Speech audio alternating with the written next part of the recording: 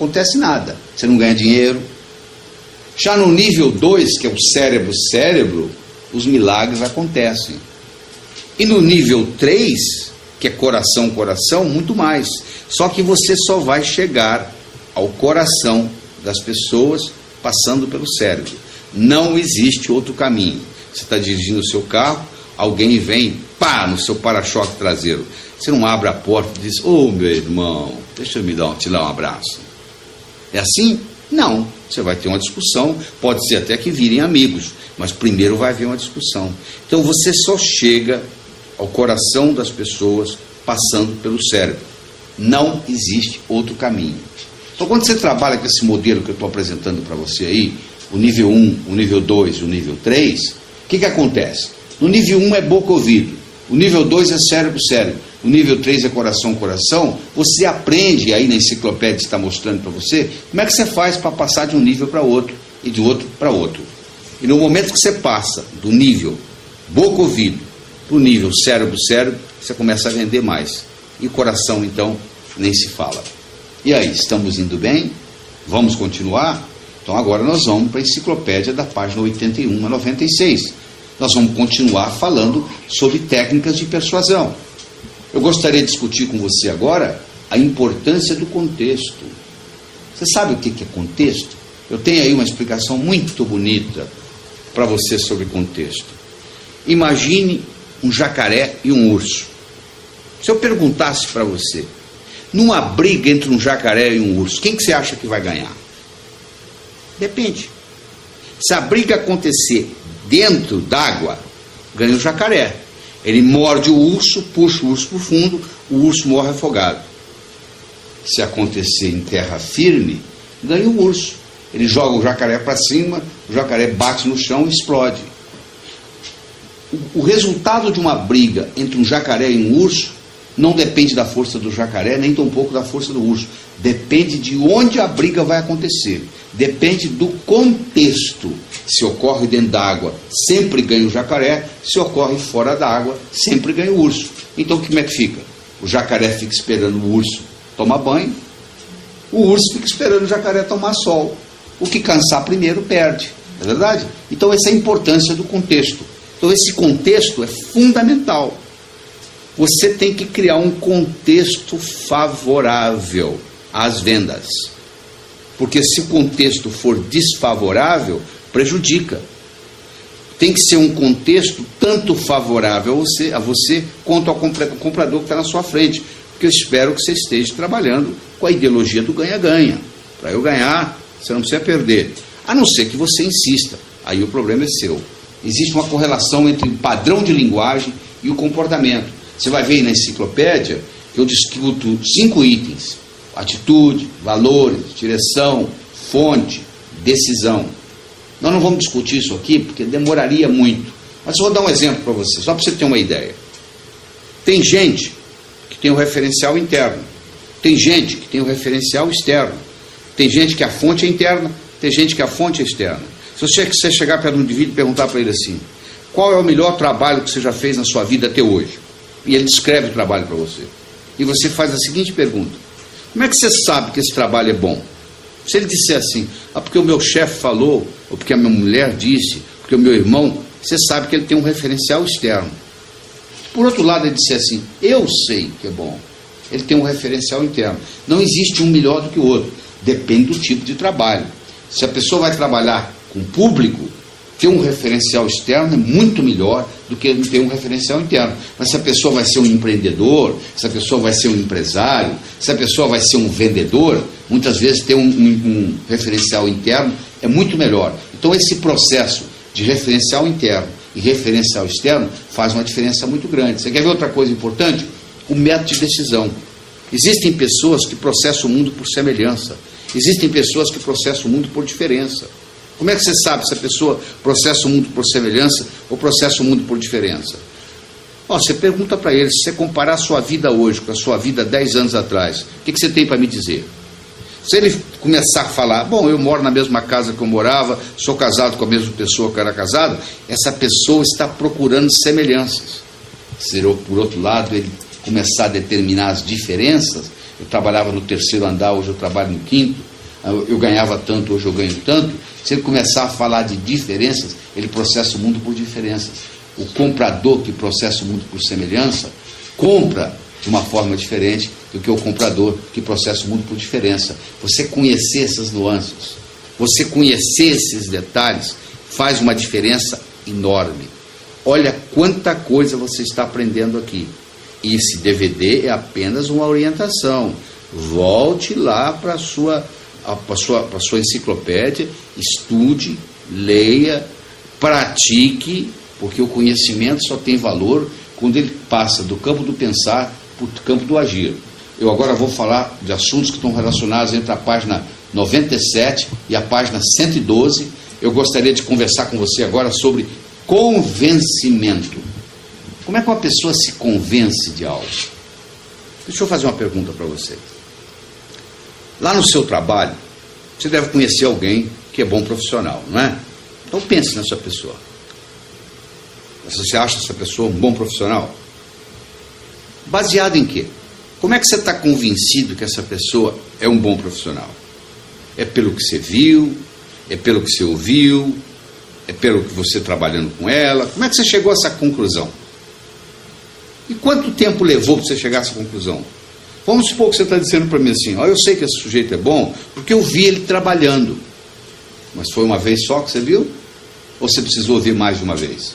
Você precisou de ver 5, 6, 7 vezes. Quando é que você chega à conclusão que a pessoa realmente é boa naquilo que ela faz?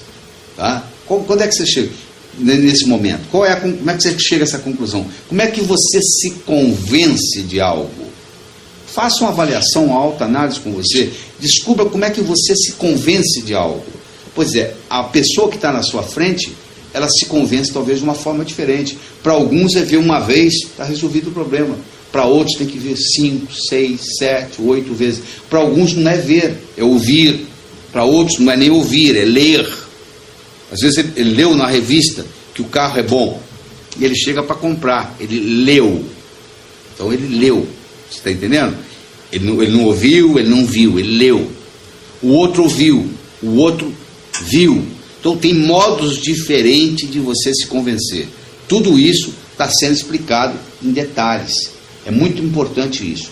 E é importante também você ver que existe uma parte sinestésica, existe uma parte visual e existe uma parte auditiva. Então a pessoa, às vezes ela é mais sinestésica, às vezes ela é mais auditiva, às vezes ela é mais visual. Então eu quero que você imagine a seguinte situação. O sujeito chega na bilheteria do cinema e fala assim, eu quero 2 ingressos. E aí, quantos ingressos você vai entregar para ele? Se você é uma pessoa visual, você vai entregar para ele 3. Mas se você é uma pessoa auditiva, você vai entregar para ele 2. Porque ele pediu 2 ingressos, mas mostrou 3. Como é que você responde a isso? Depende do seu tipo. Se você é mais auditivo, você vai pelo que você escutou. Se você é mais visual, você vai pelo que você viu. Ora, se eu estou vendendo com uma pessoa mais visual, eu tenho que tomar cuidado para ver o que eu vou mostrar para ela. Se eu estou vendendo com uma pessoa mais auditiva, eu tenho que prestar atenção no que eu vou falar para ela. Não tão importante o que eu vou mostrar, mas mais importante o que eu vou falar. Se eu estou vendendo com uma pessoa sinestésica, eu já tenho que ter a preocupação sinestésica. Você deve estar perguntando, mas o que é isso? O que é visual? O que é auditivo? O que é sinestésico? Isso aí você vai ter que olhar na enciclopédia. Você vai ver que o movimento dos olhos faz uma diferença enorme. Você já viu que à medida que as pessoas vão conversando, elas vão movimentando os olhos? Uma hora elas olham para cima, para baixo, para o lado. Dependendo de onde você coloca o olhar, você ativa a parte diferente do cérebro. Quando você olha para cima, você está ativando a parte visual do seu cérebro. Quando você olha na horizontal, você está ativando a parte auditiva do seu cérebro. Quando você olha para baixo, para a sua esquerda, você está tendo um diálogo interno, conversando com você mesmo. Quando você olha para baixo, para a sua direita, você está tendo sensações e emoções. Então, se eu estou conversando com uma pessoa e ela olha para cima, eu não sei o que ela está pensando, mas eu sei como que ela está pensando. Naquele momento, o canal visual dela está aberto. E se o canal visual dela está aberto, eu posso aproveitar e usar uma palavra visual. Você vê o que eu estou falando? Eu usei o verbo ver, que é um verbo visual. Então você vai olhar aí, você vai ver rapport, você vai entender o que é proxêmica. Sabe o que é proxêmica? Você está curioso? Olha lá, vai lá que você vai aprender. Proxêmica é uma ciência muito importante do processo de vendas. E a maioria nem sabe o que é. Então faça favor, vai lá na enciclopédia, pesquise e descubra o que é proxêmica. E passa a usar proxêmica na sua atividade de vendas. Certo? Então agora você vai na enciclopédia da página 113 à página 128. O valor do contraste da autoridade. Você sabe que solicitação gera poder, né? Você sabe que o mendigo tímido termina o dia com a bolsa vazia, né? Você tem que pedir. Se você quer alguma coisa, você tem que solicitar. Agora, o que você tem que fazer? Você tem que fazer que a sua solicitação se torne irresistível. Como é que você faz isso? Tem que mudar o contexto.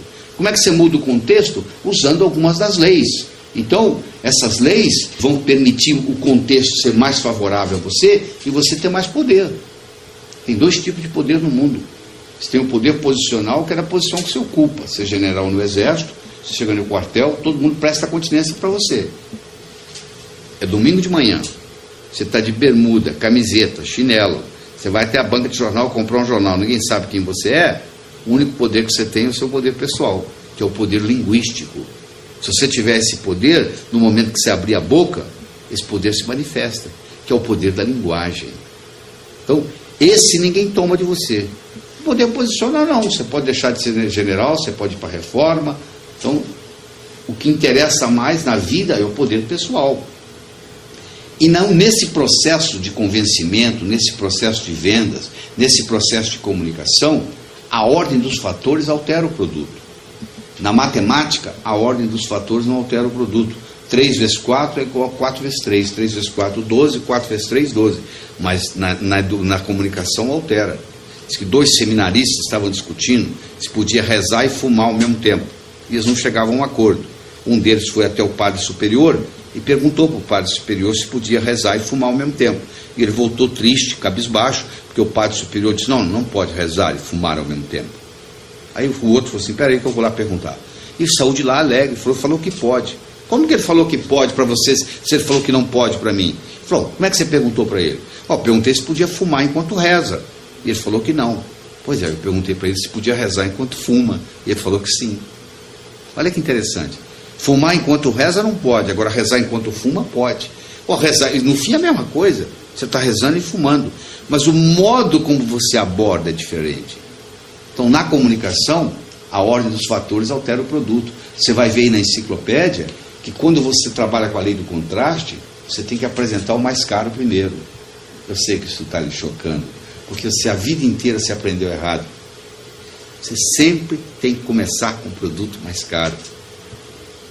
Se o sujeito tem um Rolex na vitrine, e ao lado do Rolex ele tem um Cássio, ele vende mais Cássio porque o Rolex está na vitrine. Ele acha porque dá sorte. Não é porque dá sorte, não. O sujeito chega lá, o comprador chega lá e vê Rolex, 14 mil reais. Cássio, 600 reais. Ele acha o Cássio barato. É o Rolex que está caro. O Rolex veio primeiro. Então eles fizeram um estudo nos Estados Unidos mostrando que se você alterar a ordem do preço dos produtos, você altera tremendamente as vendas. Então sempre comece pelo mais caro. Se você vender uma coisa para começar de R$1, meu amigo, para vender uma de 5 vai ser complicado. Se você entrar numa loja e comprar um terno por R$1.000, qualquer vendedor te vende 2 gravatas por 100. Porque 2 gravatas por 100 é 10% do preço do terno que você acabou de comprar. Se você compra um carro novo, é fácil você comprar acessórios, porque os acessórios não vão chegar nem a 5% do preço do carro. Agora, entra numa loja, compra uma gravata por 50, eu quero ver se tem vendedor que vai vender para você nesse mesmo dia um terno por 1.000. Aí é complicado. Comprar o terno por 1.000 é fácil, depois comprar a gravata. Agora, comprar a gravata primeiro é difícil alguém te convencer de comprar um terno. Comprar o carro primeiro é fácil comprar o acessório. Agora, comprar o acessório para comprar o carro é complicado. Então, eu quero que você entenda que na comunicação, que no processo de vendas, a ordem dos fatores altera, sim, o produto. Deu para entender? Pois é, vamos continuar então, né? Aí na enciclopédia, agora nós vamos da página 129 à página 144, o efeito da autoridade e da escassez, que também faz parte da mudança do contexto. Autoridade é o poder de se fazer obedecer por possuir competência indiscutível, de fato ou de direito, em determinado assunto. Em que assunto você tem autoridade? Você já percebeu que tem pessoas que parecem ter autoridade no assunto e depois você vai descobrir elas não têm nada? Você foi enganado? Quer dizer, tudo isso pode ser enganado. Mas é importante você entender que uma pessoa que apresente ter autoridade, às vezes é mais importante do que uma que tem autoridade, mas que não apresente. Porque percepção é realidade, meu amigo. Tudo mais é ilusão, não é verdade? Se você percebe que a pessoa tem autoridade no assunto, você vai se comportar como se essa pessoa tivesse autoridade no assunto. O que dá autoridade? Bom, credibilidade, conhecimento, credenciais, profissionalismo. Então a pessoa tem que ter credibilidade, a pessoa tem que ter um certo conhecimento. Você começa a conversar com ela, começa a fazer pergunta, ela mostra conhecimento no assunto, ela mostra um diploma, ela mostra uma credencial, pode ser até falsa, mas está mostrando a credencial, isso vai ajudando você a adquirir essa autoridade. Então isso aí é importante, a autoridade faz uma diferença enorme. Uma coisa falada por uma autoridade tem muito mais impacto do que a mesma coisa falada por uma pessoa que não tem autoridade. Então, se você está vendendo um produto, um serviço, uma ideia, um talento, e você apresenta como se fosse uma autoridade no assunto, vai ficar muito mais fácil você vender isso. Muda o contexto. Sabe outra coisa que muda o contexto? A famosa lei da escassez. Por que você acha que ouro vale mais do que prata? Você já parou para pensar? Por uma simples razão. Existe mais prata do que ouro no mundo. Quanto mais raro, mais caro. Você já escutou isso? Pergunta para os colecionadores. Por que você acha que prata vale mais do que cobre? Porque tem mais cobre do que prata no mundo. Quanto mais raro, mais caro. Então é importante você entender que nessa lei da escassez, aquilo que é escasso vale mais. Então se a liquidação só vai até as 4 horas da tarde, isso é escasso, depois das 4 horas não tem mais. Eu posso ter uma escassez tanto de produtos quanto de informação. Se eu estou aqui conversando com você e digo assim, presta atenção no que eu vou dizer agora, porque é importante, hein? Eu fiz disso um momento escasso, não é toda hora que eu falo isso. Se eu vou dar uma ordem para um funcionário, eu não vou pôr a mão no ombro dele no corredor e falar, tem um negócio importante para te falar. Não, eu chamo ele na minha mesa. Eu faço daquilo um momento escasso. Eu digo, tem algo importante, presta atenção. Aí vai ligar o ouvido. Então, se você faz do seu produto, do seu serviço, da sua ideia, do seu talento, algo, ou da sua informação, algo escasso, faz uma diferença enorme no resultado. Existe um estudo lindo feito nos Estados Unidos, com carne australiana. O sujeito fez um estudo, ele pegou os compradores de carne australiana nos Estados Unidos, grandes cadeias de supermercado, dividiu esses clientes em grupo A, B e C, com os mesmos vendedores. Ele disse, nós vamos abordá-los de forma diferente. O grupo A, você vai ligar para eles e vai dizer, acabou de chegar um carregamento de carne australiana, você está interessado? E compraram em média 10 caminhões por cadeia de supermercado. Para o grupo B, eles ligaram e disseram, acabou de chegar um carregamento de carne australiana. Agora tem uma coisa para lhe dizer. Nós ficamos sabendo que vai faltar carne no mercado. Esse grupo já comprou 24 caminhões por supermercado. E aí, o terceiro grupo, eles falaram assim, acabou de chegar um carregamento australiano, vai faltar carne no mercado, e nem todo mundo sabe, nós só estamos avisando os nossos clientes especiais, exclusivos, e você faz parte dessa exclusividade. Média de venda, 61 caminhões. 10 caminhões, 24 caminhões, 61 caminhões. Olha a diferença. O mesmo produto, a mesma clientela, os mesmos vendedores. Olha aí na sua enciclopédia. Eu explico esse estudo aí com carinho, bem detalhado. O procedimento é simples, mas a execução é uma obra de arte. Mas isso aí, meu amigo, isso fica por sua conta. Você agora tem que decidir como que você vai fazer isso. Certo? Muito bem, vamos continuar o nosso trabalho. Nós agora vamos para memética, propaganda e marketing. Aonde está na enciclopédia?